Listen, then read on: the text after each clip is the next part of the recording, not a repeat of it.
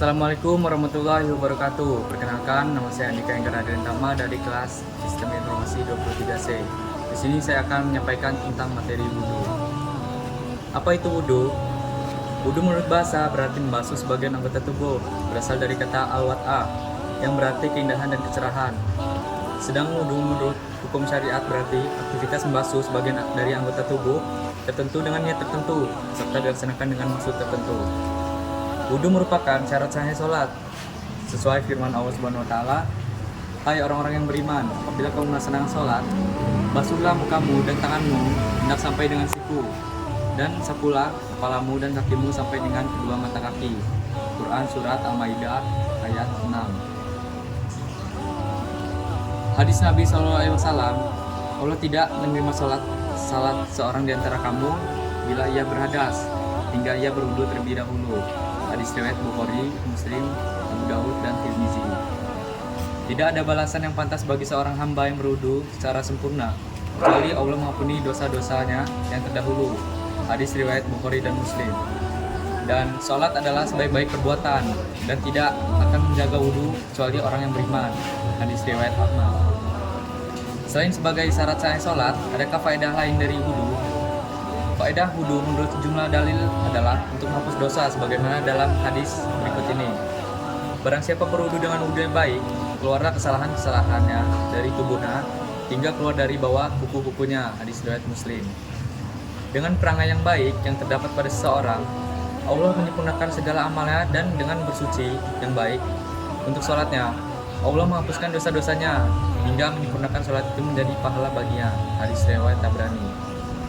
Rasulullah bersabda, maukah aku tunjukkan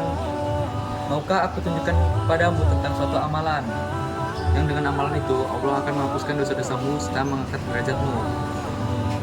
Sahabat menjawab, mau ya Rasulullah. Jawab sahabat, sempurnakanlah wudhu meski menghadapi berbagai kerepotan dan seringnya melangkah mendatangi masjid serta menunggu sholat demi sholat. Nah, itulah perjuangan. Hadis riwayat Muslim, Tirmizi, dan Nasai. Bila seorang hamba berwudu lalu berkumur, keluarlah dosa-dosa dari mulut. Jika ia membersihkan hidung, dosa-dosanya akan keluar pula dari hidungnya. Tak kalah membasuh muka, dosa-dosanya akan keluar dari mukanya sampai dari pinggir kelopak mata. Jika ia membasuh kedua tangan, dosa-dosanya akan keluar sampai dari bawah kukunya. Dan apabila menyapu kepala, dosa-dosanya akan keluar dari kepalanya, bahkan dari kedua telinganya. Begitu juga saat membasuh kaki, keluarlah dosa-dosanya sampai dari bawah kuku jari-jarinya. Kemudian perjalanan ke masjid dan sholatnya menjadi pahala yang bersih baginya.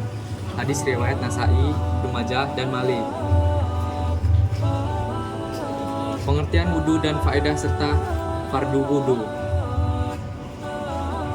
Seorang muslim tentu penting bagi mengetahui untuk memahami makna wudhu, termasuk dalamnya adalah fardu wudhu. Fardu wudhu adalah hal-hal yang wajib dalam berwudhu. Kita perlu mengetahui fardu wudhu. Ada 6 dan 4 ditetapkan berdasarkan Al-Quran Surat Al-Maidah, yaitu membasuh wajah, membasuh tangan sampai siku, mengusap kepala, dan mengusap kaki hingga mata kaki. Sedangkan 2 fardu wudhu lainnya berdasarkan as-sunnah, yaitu niat dan takbir. Di samping memahami fardu wudhu, ada pula yang wajib dipahami seorang muslim, yaitu tertib wudhu. Di antaranya 1. Niat wudhu. Untuk menghilangkan hadas atau wudhu untuk tujuan sholat, ikhlas karena Allah semata. Tempatnya di dalam hati dan waktunya di saat hendak memulai wudhu. Dan niat merupakan kunci penentu dari suatu ibadah. Hadis Nabi Muhammad, sesungguhnya amal itu bergantung pada niatnya, dan setiap manusia hanya mendapatkan seperti apa yang diniatkannya. Hadis riwayat Kedua, membasuh wudhu. Batasan wajah adalah membujur dari tempat tumbuhnya rambut hingga dagu bagian bawah dan melintang antara dua telinga. Seluruh bagian wajah wajib dibasuh termasuk alis, bulu mata, kumis, serta jenggot luar dan dalamnya. Untuk janggut yang sangat tebal boleh dibasuh bagian luarnya saja, tapi disunahkan untuk disela-sela dengan jemari tangan kanannya. 3. Membasuh tangan sampai dengan siku. 4. Mengusap sebagian dari kepala atau rambut. 5. Membasuh kaki sampai dengan mata kaki. Dan 6. Tertib. 5 menit Kak. Ada 7 air yang bisa dipakai untuk wudhu. Yang pertama adalah air hujan, kedua air laut, ketiga air sungai, keempat air sumur, kelima air mata air, keenam air es atau salju, dan ketujuh air embun. Tentang air hujan berdasarkan firman Allah Subhanahu wa taala, dan Allah menurunkan kepadamu hujan dari langit untuk menyucikan kamu dengan hujan itu. Quran surat Al-Anfal ayat 11. Adapun air laut itu bersuci berdasarkan sabda Nabi Muhammad SAW.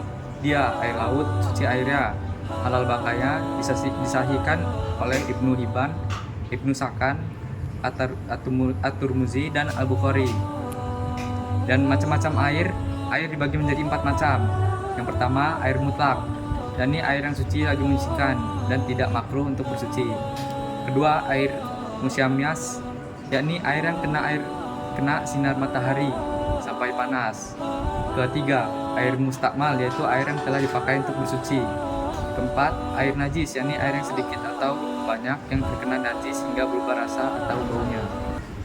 Di sini saya akan membuat video tentang praktik wudu. Pertama, niat wudu. Bismillahirrahmanirrahim. Nawaitu du'a ila akhir hasil asgori fadlillahi ta'ala.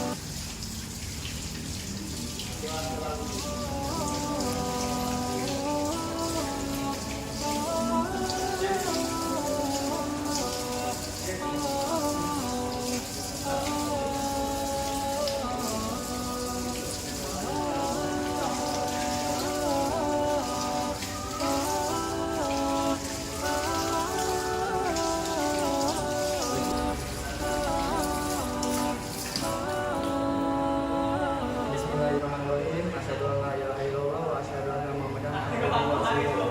Allahumma ja'alni minal muttaqina wa ja'alni minal mutatahhirina wa ja'alni min ibadikas sholihin.